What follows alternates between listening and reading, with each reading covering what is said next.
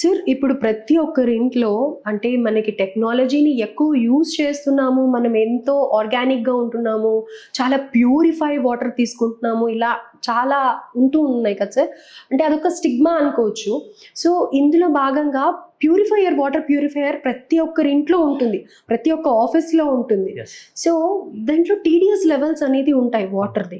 So ఆ వాటర్కి సంబంధించి లైక్ WHO ఏమో సమ్ పర్సెంటేజ్ అనేది వాళ్ళు చెప్పారు, లైక్ 100 to 150 అలా.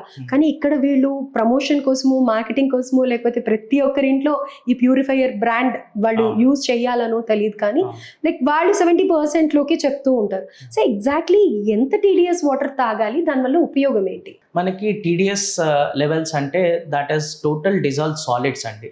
Total dissolve solids are like minerals, మనకి కాల్షియం కానీ, ఐరన్ కానీ, మెగ్నీషియం కానీ, these are the inorganic matters. Organic matters అంటే మనకి ప్లాంట్ బేస్డ్ లేదా ఆల్గే లేదా ఆర్గానిజమ్స్ ఏదన్నా, అవన్నీ ఆర్గానిక్ మ్యాటర్స్ అనమాట. ద టీడీఎస్ లెవెల్స్ అనేది చెక్ చేసుకోవడానికి మనకు టీడీఎస్ మీటర్ ఉంటుంది యూజువల్లీ, దాంతో మెజర్ చేస్తారు. WHO రికమెండేషన్ ప్రకారం చూసుకుంటే మనకి excellent range of TDS level is 50 to 150. And around 150 to 250 తీసుకుంటే that is good. And on top of that 250 to 300 that is acceptable.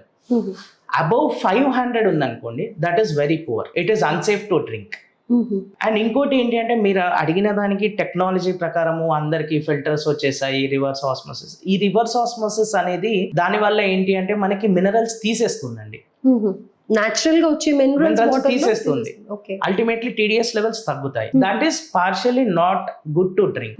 దానివల్ల మనకి బోన్ హెల్త్ మీద కొంతవరకు ఎఫెక్ట్ పడే అవకాశాలు అనేది ఉన్నాయి.